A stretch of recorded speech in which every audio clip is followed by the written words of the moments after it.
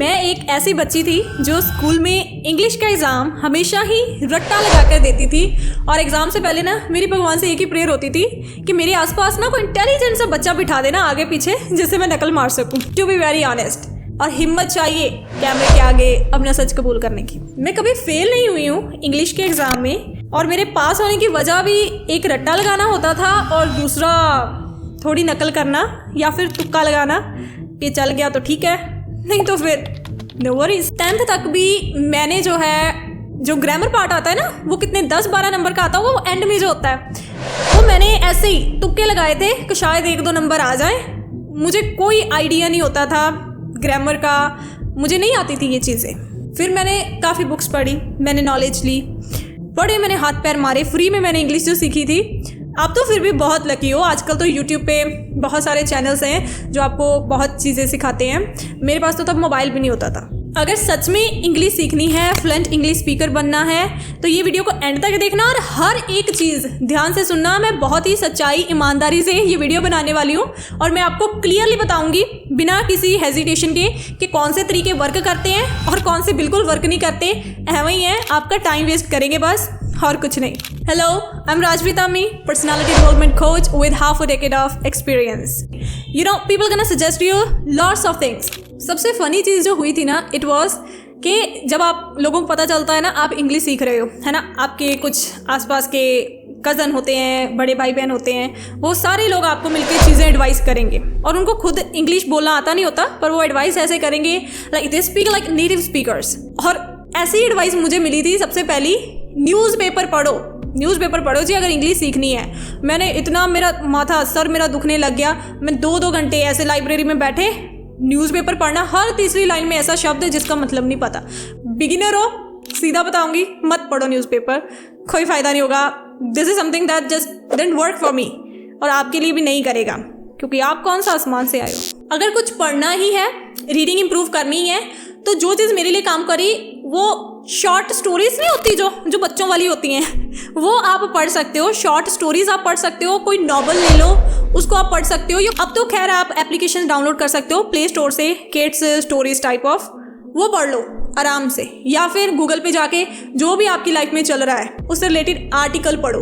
भर के डाले हुए हैं लोगों ने नेटिव स्पीकर्स के आर्टिकल पढ़ो, वहाँ से आपको वोकैबुलरी वर्ड्स जो है मिलते जाएंगे। अच्छा, न्यूज़पेपर नहीं पढ़ना ना, फिर कहते हैं न्यूज़ चैनल पे न्यूज़ सुनो इंग्लिश में, सब ऊपर से जाएगा, उनकी फ्लुएंसी, उनकी एडिटिंग, वो स्पीड, वो पिच, कुछ समझ नहीं आएगा। बिगिनर हो तो रॉन्ग चॉइस, मत जाना इस रास्ते पे। और वैसे भी ना फील ही नहीं आती, हिंदी में जो न्यूज़ सुनने में फील आती है वो इंग्लिश में आती नहीं है। इंग्लिश में क्या बोलते हैं, bomb blast in city airport 9 killed, ठीक है भी हुआ होगा कुछ, है ना, न्यूज़ आई है। और यही चीज़ जब हिंदी में सुनोगे, शहर के हवाई अड्डे पर हुआ धमाका, हुई 9 की मौत, टेंशन पड़ गई, धमाका हुआ, किसने करा, कितने बचे, कितने जख्मी हो, क्या क्यूरियोसिटी आ रही है, वो इमोशन इन्वॉल्व हो रहा है। पर उसमें इमोशन इन्वॉल्व नहीं हो रहा, और जहाँ पे इमोशन नहीं आ रहा वहाँ पे लर्निंग बहुत मुश्किल है। अगर कुछ देखना ही है तो इंग्लिश मूवीज़ देखो, ड्रामास, वेब सीरीज़ देखो, आए है खुशी देखो, क्योंकि वहाँ से आपको कुछ ऐसे वोकैबुलरी वर्ड्स मिलेंगे जो अक्सर यूज़ होते हैं। हम रिपीट बेसिस पे उन चीज़ों को जो है यूज़ करते हैं। अगर आप कोई हिंदी का सीरियल देखते हो, हिंदी सीरियल देखते हो, है ना, जिसमें सास बहू कंसेप्ट कितना पॉपुलर है, कुछ के डायलॉग्स ऐसे होते हैं, वो सास बोलती है और बहू क्या है, सास की जाके चुगली करेगी सब जगह पे घूम के। ऐसा ड्रामास में दिखाते हैं, हकीकत नहीं है। तुम कहाँ गई थी, इतनी देर कर दी आने में, ये भी को वक्त है घर आने का, बहुत बार सुनने को मिलता है। इंग्लिश में यही चीज़ बोली जाएगी तो कैसे बोली जाएगी, ह्यूमन है, उनके भी रिश्ते हैं, डायलॉग्स तो वो भी भर के मारते हैं। तो जब आप उनका ऐसे कंटेंट देखते हो, ड्रामास वगैरह का, मूवीज़ वगैरह का, तो वहाँ से आपको वर्ड्स मिलते जाते हैं, आप रिपीट बेसिस पे सुनते जाते हो। अगर किसी वर्ड का मतलब नहीं भी पता है ना, जैसे मान लो प्रॉस्पेरस वर्ड बोल दिया, प्रॉस्पेरस मतलब नहीं पता, एक बार इग्नोर करोगे, फिर कुछ देख रहे हो उसमें फिर ऐसे कुछ डायलॉग आ गया, the company had a prosperous year, क्या मतलब है इसका, जाओगे गूगल पे चेक करोगे, वहाँ से चीज़ें क्या है दिमाग में बैठने लगी। पहले वर्ड याद था प्रॉस्पेरस, अब उसका मतलब भी याद हो गया। क्यों? क्योंकि बहुत बार सुन लिया। ये एक चीज़ ही आपको आधी से ज़्यादा इंग्लिश सिखा देगी। पूरी दुनिया में लगभग 400 मिलियन के करीब लोग जो हैं जो इंग्लिश बोलते हैं। 67 कंट्रीज़ में इंग्लिश जो है चलती है एज देयर फर्स्ट लैंग्वेज। और इंडिया में मैंने पर्सनली फील करा है कि ये एक स्टेटस सिंबल की जैसे चलती है। जैसे खुद को अमीर दिखाने के लिए आपके पास आईफोन का होना ज़रूरी है ना, इट्स लाइक सेम। खुद को इंटेलिजेंट पढ़ा लिखा दिखाने के लिए आपके पास आईफोन नहीं, इंग्लिश आनी आपको ज़रूरी है। और ये बात मुझे तब पता चली जब लोगों ने मुझे इंसल्ट करना शुरू कर दिया था कि इसे इंग्लिश नहीं आती। मेरे कुछ फ्रेंड्स अच्छी खासी इंग्लिश बोलते थे, जहाँ पे मैं ट्यूशन जाती थी वहाँ पे बच्चे अच्छी खासी इंग्लिश बोलते थे और मेरे से काफ़ी छोटे होते थे और मेरे को ऐसे इंसल्ट करा जाता था। सिंपल सेंटेंसेस भी मैं समझ नहीं पाती थी, ना मैं बोल पाती थी। एक बार तो क्या करा, वो जो मैं इनको दीदी बोलती थी, उन्होंने ये रख दिया कि अगर कुछ भी कहना है, कुछ भी पूछना है तो इंग्लिश में पूछना है, नहीं तो पूछना ही नहीं है। और मैं 45 मिनट लगभग 1 घंटा आई गेस कुछ मैंने बोला ही नहीं होगा। सारे बच्चों ने अपना काम कर लिया है ना, होमवर्क कर लिया, चेक करवा लिया सारा। सबसे एंड में उस दिन मेरी बारी आई थी और दिस थिंग इतना हर्ट करा ना इस चीज़ ने मुझे।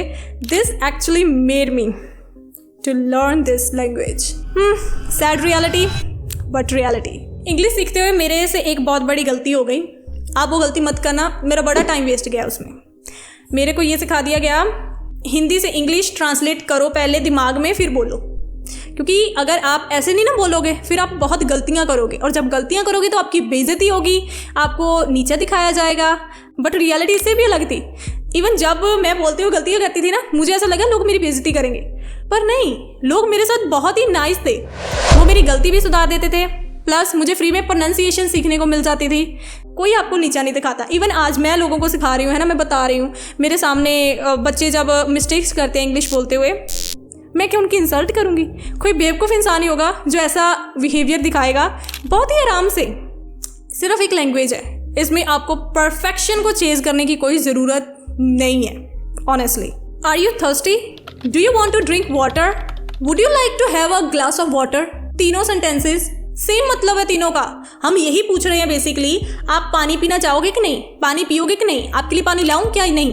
पर जब हम एकदम ट्रांसलेशन के पीछे पड़ जाते हैं ना, क्या मैं आपके लिए पानी लाऊं या नहीं, फिर आप इस एक सेंटेंस को ही देखोगे, सारी दुनिया भूल जाओगे और पूरी जान लगा दोगे इसको ट्रांसलेट करने में। Why? There is no need. समझो इस बात को, एक ही सेंटेंस को कहने के बहुत सारे तरीके होते हैं, बहुत सारे। जो वर्ड्स के मीनिंग आपको पता है, जितनी नॉलेज आपको है, जो इन्फॉर्मेशन आपके ब्रेन में ऑलरेडी है, उन्हीं को जोड़ के आपने सेंटेंस बनाना है, ना कि किसी ने आपको सेंटेंस दे दिया और उसके पीछे पड़ जाना है कि मेरे को इसे ही ट्रांसलेट करके बताना है। हाँ, अभी मैं आपको ना 3 बुक्स से सजेस्ट करूंगी जो आपको वाकई बहुत हेल्प करेंगी इंग्लिश लर्निंग के मामले में। पर उससे पहले वीडियो को लाइक और चैनल को सब्सक्राइब। इस चीज़ का आप स्क्रीनशॉट लेके रख लो और उसके बाद चीज़ सुननी है, समझनी है, और ये चीज़ मस्ट है, इसके बिना गुजारा नहीं। रोटी के बिना जिंदा नहीं रह सकते, पानी के बिना नहीं रह सकते, हवा के बिना नहीं रह सकते, वैसे ही इन चीज़ों के बिना इंग्लिश नहीं आनी है। और ये इसको हम बेसिक ग्रामर कंसिडर करेंगे, जिसमें please note, part of speech जो 8 तरह के होते हैं आपको सीखने पड़ेंगे, टेंसेस आपको सीखने पड़ेंगे अच्छे से, वॉइस के रूल्स प्लस वर्ब फॉर्म्स आपको सीखनी पड़ेंगी, नरेशन और डेली जो वोकैबुलरी वर्ड्स हैं।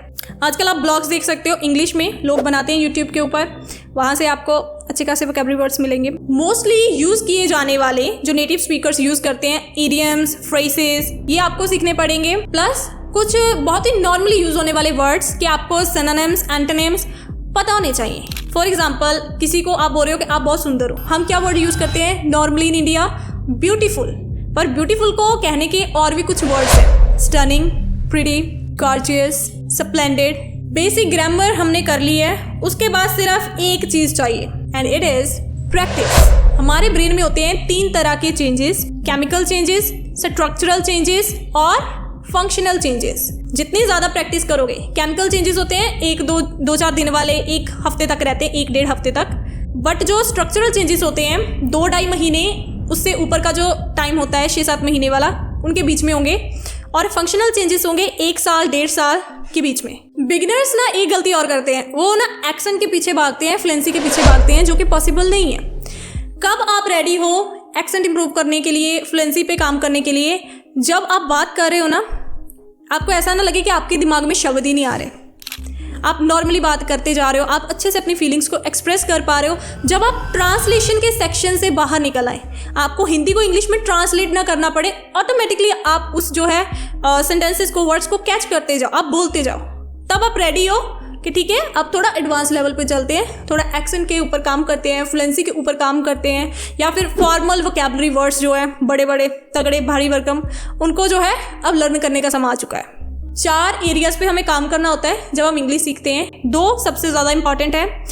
लिसनिंग में अच्छे होने का क्या तरीका है, उनके गाने वाने सुनो, ठीक है, इंग्लिश गाने सुनो, और फिर ऐसे नहीं भी सुनते ही जा रहे हैं, एक गाना सेलेक्ट करो और जैसे वो सिंगर गा रहा है, हिंदी गाने सुन रहे हैं, फील कर रहे हैं, फिर वो हम गा भी रहे हैं, गुनगुना रहे हैं, वैसा ही इंग्लिश गानों के साथ भी याद करो, शब्द दिमाग में थोड़े से बिठाने पड़ेंगे आपको, फिर उसी लहजे में बोलना पड़ेगा। बाकी आप जो भी मूवीज़ देखोगे, ब्लॉग्स देखोगे, लिसनिंग तो वहीं से हो ही जाएगी, सबटाइटल के साथ देख रहे हो, रीडिंग भी हो ही जाएगी। रही बात बोलने की, तो एक चीज़ ने मुझे बहुत हेल्प करी थी। मेरी प्रॉब्लम क्या आ रही थी, मैं पढ़ लेती थी, मैं लिख भी लेती थी, पर जब बोलने की बात आती थी ना, अब मेरी क्या है, मेरे मुंह से शब्द उस हिसाब से निकल नहीं पाते थे। मुझे पता है कि मैं क्या बोलना है, पर मैं बोलते बोलते मम्बल कर देती थी, मैं रुक जाती थी, सेंटेंस का फ्लो नहीं रहता था। तो वो चीज़ मेरी किसी ने ठीक करी, टंग twisters. One of my favorite, I scream, you scream, we all scream for ice cream.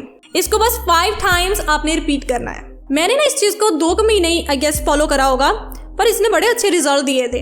इसमें क्या था, मेरे को दिक्कत आती थी कि मेरे आसपास जो चीज़ें पड़ी हुई है ना, मेरे को पता नहीं होता था कि उनको कहते क्या है। तो हमने क्या करा, एक वर्ड लेना 1 दिन का, और फिर उससे रिलेटेड 10 सेंटेंसेस लिखने। मान लो पर्दे, फॉर एग्जाम्पल, मुझे नहीं पता पर्दों को इंग्लिश में क्या कहते हैं, कर्टन्स कहते हैं वैसे। पर्दा लगा दो, पर्दा उतार दो, ये पर्दे का रंग फीका पड़ गया है, नॉर्मल जो भी माइंड में आता है किसी कर्टन को देख के बोलो पहले, फिर वही लिख लो, और उसके बाद क्या, उसकी बस ट्रांसलेशन करनी है। बस आई गेस यही कुछ चीज़ें थी जो मैंने फॉलो करी हैं। बाकी एक लेवल आपका फिर 3-4 साल मेहनत करने के बाद जो बनता है वो तो फिर टोटली हार्ड वर्क हो गया ना जाने आपने कितने सेंटेंसेस ट्रांसलेट कर लिए होते हैं, तब तक तो कितनी प्रैक्टिस आपकी हो चुकी होती है। पर शुरू में जो चीज़ों ने मुझे हेल्प करी थी वो यही थी, फाउंडेशन इन्हीं से ही जो है बनी है। कैसी लगी वीडियो कमेंट बॉक्स में बताना। मिलेंगे नई वीडियो में, नमस्ते।